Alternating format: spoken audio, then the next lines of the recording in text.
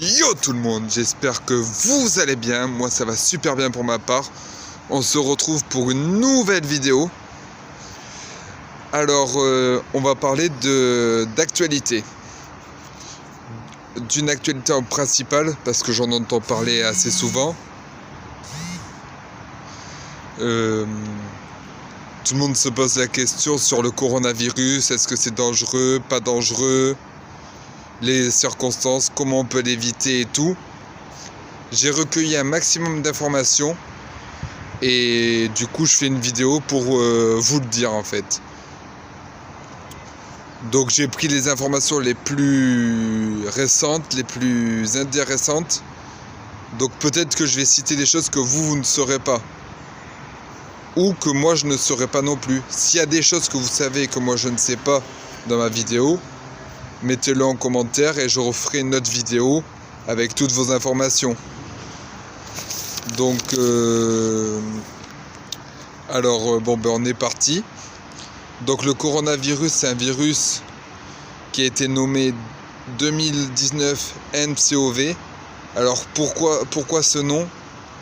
Parce que c'est un virus inconnu que personne ne connaît.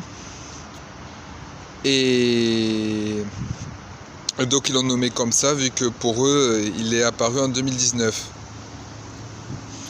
Alors l'épicentre de cette épidémie de ce virus serait que sur la commune de Wuhan, alors je sais pas si je l'ai bien prononcé, mais de Wuhan, comme ils vendent des poissons, des animaux vivants et tout ça, il se pourrait que ça soit à cause de ça en fait, qu'il y ait un animal vivant qui ait attrapé ce virus et puis il l'aurait transmis aux humains, parce que ça se transmet. Alors comment il se transmet de l'animal à l'humain, ça on n'en sait pas encore quelque chose, mais dès que je le saurai je referai une vidéo dessus. Mais apparemment c'est les animaux qui seraient la cause principale de ce virus. Alors le virus fait partie de la famille des rhumes et des SRAS. Alors je sais pas si vous savez ce que c'est. Syndrome respiratoire aigu sévère. Et ce virus a beaucoup de points communs avec celui qui a créé l'épidémie de SRAS, donc syndrome respiration aiguë sévère, en 2002-2003. Donc il y a beaucoup de similitudes. Donc voilà, ils sont encore en train de faire plusieurs recherches, mais ils en savent pas plus pour l'instant. Alors comment est l'infection? Alors là je vais vous dire comment on peut savoir si on a ça et quels sont les différents types d'infections qu'on peut avoir. Donc ça peut être une forte pneumonie ou un début de grippe. Et après 14 jours d'incubation, les symptômes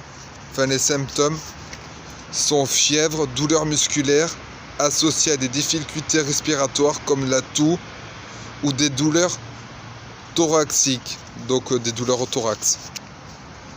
Avec des essoufflements, des symptômes plus graves peuvent apparaître chez les personnes vulnérables. Donc ça va être surtout les personnes âgées, personnes déjà malades, les personnes qui ont plus de risques de choper ça en fait, d'attraper ça. Ou des personnes qui ont déjà eu des maladies, qui sont malades et s'ils attrapent ça, ça va empirer le cas.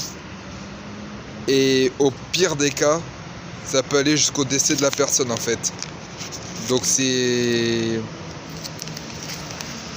un syndrome ou un virus comme vous voulez assez sévère, mais il y a des moyens de prévention qui peuvent être mis en place pour l'éviter en fait.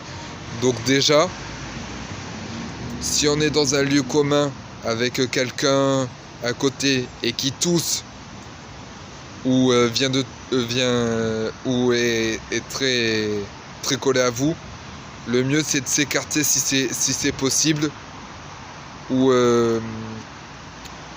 afin d'éviter la tousse de cette personne, parce qu'on ne sait pas, mais l'humain transmet en fait cette maladie via la tousse, via la toux et le toucher des mains en fait. Donc s'il y a une personne malade, vaut mieux être un peu plus reculé de cette personne si c'est possible, pour ne pas avoir de risque. Et après se laver très souvent les mains. Et pour l'instant je n'en sais pas plus, c'est tout ce que je peux vous dire sur ça. Alors aussi j'ai un message à vous dire. C'est pas parce qu'il y a le coronavirus dans l'air qu'il faut arrêter de vivre. Le coronavirus, c'est une maladie, un virus qui s'attrape, oui, ça fait peur. Oui, mais faut se laisser ça de côté dans sa tête et continuer à avancer et vivre le jour au jour le jour, quoi. Et ne pas se soucier de demain, en fait. Certes, la maladie, elle se propage et tout, mais pour l'instant, elle se propage pas beaucoup. Donc après, ils essaient de la maîtriser. Est-ce qu'ils vont réussir à la maîtriser ou pas? Mais bon, faut continuer à vivre, prendre les précautions qu'il faut. Donc se laver les mains souvent, éviter les gens qui toussent, les gens malades. Ça, c'est déjà des grosses précautions. Après, voilà quoi. Mais bon. Si cette vidéo t'a plu, lâche le petit like, le petit abonnement, le petit partage, et qui peut faire avancer la chaîne. On est déjà 220, donc c'est bien. Et puis sur ce, je vous dis, allez, ciao!